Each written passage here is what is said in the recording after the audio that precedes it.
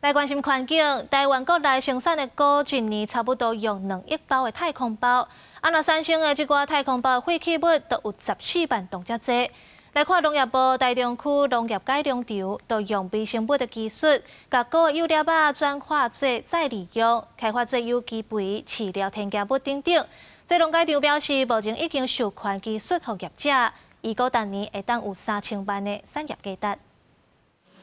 大卡车的车道拍开，内底全部拢是种香菇的太空包废弃物，再来回收厂了后，利用机器把太空包的塑胶膜拆开，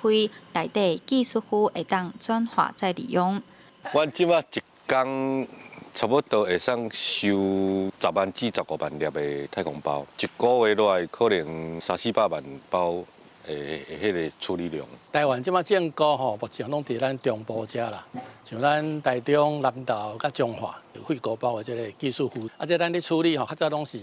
可能就黑白片，像咱就是用来做即个肥料的调整材，是讲就咱栽培的即个介质安尼。台湾的菇类生产一年大约使用2亿包的太空包，等于会有14万吨的太空包废弃物。农业部台中区农业改良场运用微生物技术，把太空包内底的技术区转化再利用，开发做菇肥、饲料、加土壤的调整材料等等，建立农业的循环经济。因为咱这个技术区落来了，其实有足侪会使利用的所在，像咱台中改良场，阮就开发。